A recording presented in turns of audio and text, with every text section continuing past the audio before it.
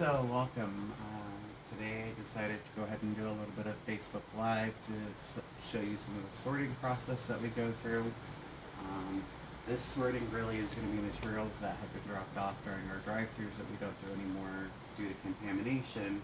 So it is intermixed. This kind of exemplifies the reason why sorting is so important before you come. And we are going to do our best in our storage unit since we still don't have a facility, but the unit is a lot bigger than our last ones. So, number 2 jugs, we really ask that you don't crush, that you yourselves don't crush them before you bring them to us so that we can make sure that there's no soap in them. On these, you're going to notice that they still have a label. That's because this label is what is referred to as heat sealed. So it is heated up and sealed directly onto this plastic. You're not likely to get it off without taking, prying it off, or cutting it off, neither of which are necessary. We do ask, though, that you make sure that the nozzles are out of all laundry care containers so that we can also, again, make sure that it's fully rinsed out. That's a big piece. Everything has to be extremely clean or else we can't recycle it. Generally, things won't get crushed until they've gone through someone's hands who has more experience at ensuring that absolutely all contaminants are out of it. We always like to double check before we send anything out for recycling. Next thing is we can accept styrofoam. We ask that you bring it to us in a black bag. We ask that you limit it to 2 black bags to ensure that we have adequate transportation. Also know that we do pay to recycle it. So it's one of the areas that we've been paying to ensure that we are closing the loop. We take health and nutrition bottles. Big piece about these is you can just put the lid back on them and you can leave the label on them. Doesn't matter what the resin code is on them. The other thing is we can take the seal off the very top of them as well. Those end up getting shipped to a specialized facility that has a wash line, and the shipping is paid for as well as the recycling costs by the manufacturer. As you can see, these are just a lot more plastics. And the number 5 string, know that we do take all kinds of weird things, including yogurt containers, which aren't that weird. We've taken baskets, we've taken totes is another big one, and a lot of different types of lids. Again, health and nutrition packaging can come in like this. No prescription labels have to come off of this bottle because we'll end up having to recycle it in the number 5s. The biggest reason why we work so hard to recycle and recapture all of this, and this is just honestly a very small portion of what we have. This is more or less what's absolutely ready to go. But the reason we do all of this work is to ensure that we're closing the loop. We're not leaving resources in a landfill. So this is going to be a number 5. Not all are. Oftentimes you'll find a number on the very inside or here. If it's a number 5, know that it would go with our number 5s. If it's not, then it goes in that gallon-sized bag of caps and lids that all end up recycling, and ecoGeneration will pick up the fee for that. That's why we limit it.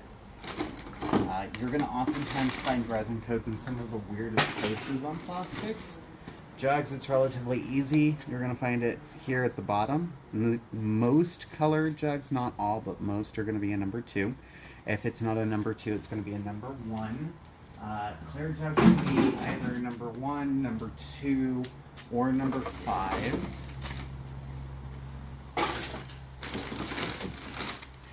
On white milk jugs, we ask that you cut that label off, because then if it is contaminated, I can clean it really quick. We really hope that it's not contaminated, but this also makes it easier for you to get in there and wash it with a bit of soap. Milk jugs really needs a little bit of soap in them to get them fully clean.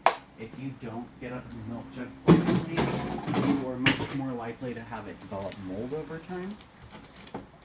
Another packaging type that we take is toothpaste, toothbrushes. On this, we do typically ask that you cut along the side and try and use all of what's in there. Ultimately, though, this is okay and will recycle. And so drink cups are going to typically, so a lot of your Starbucks cups, not all, but the majority are going to be number 5. Dutch Brothers is really kind of up in the air. They have number 5 and number 1s. And so the number 5s we can recycle for free. Other than that, if it's a number 1 drink cup, it's going to end up having to go into a $20 brown paper bag, something this big. And that's because that's going to ultimately cost us money to recycle, and we unfortunately cannot afford to recycle everything for everyone. We wish we could. Unfortunately, though, it's not realistic.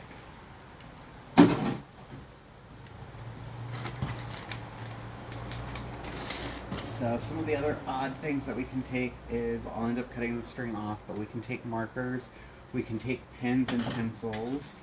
We take lots and lots of lids. The lids are typically going to be anywhere from a number 2 to a number 5 on lids.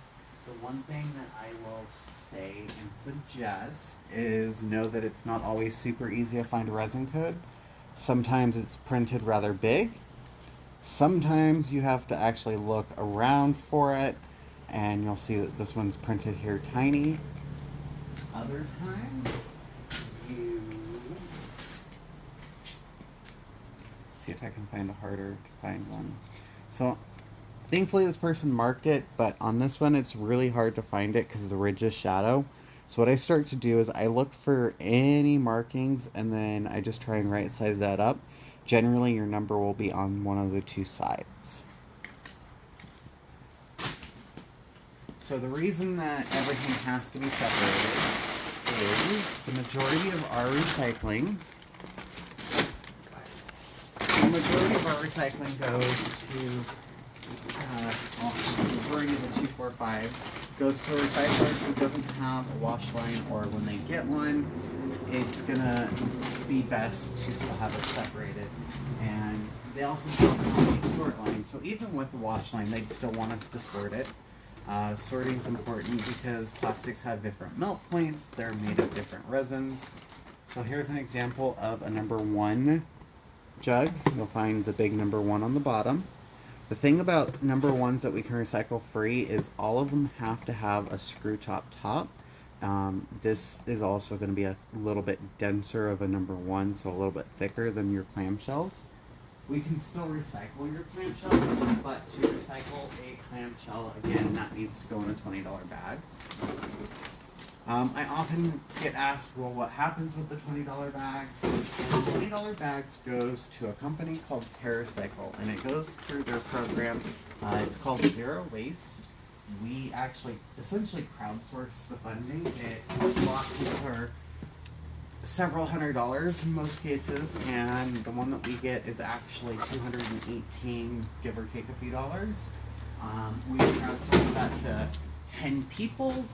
We give essentially the space to 10 people who do the $20 bags, and that's how we pay for it. That's why the brown paper bags really shouldn't be bulging or overstuffed over the top, because if they are, we unfortunately will have a harder time, and it will cost us more money to recycle it. If you ever go to when you're at a recycling take back, you will notice that they will look through every resin code to ensure that it's the number that corresponds with what they're accepting, either at that table or with what they're looking for. Some of our more rural areas, we don't actually have you go to different people, we just separate into different bags. And so it's important to always check your resin codes as you're sorting. And it's also something that we will oftentimes do. So this is a great example. The reason we don't ask that you yourself sort your number 2 tubs and jugs anymore is because this here is actually a jug.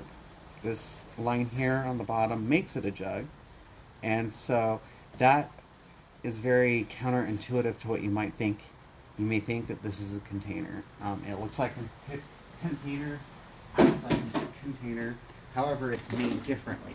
Containers versus jugs. A jug has a lower melting point.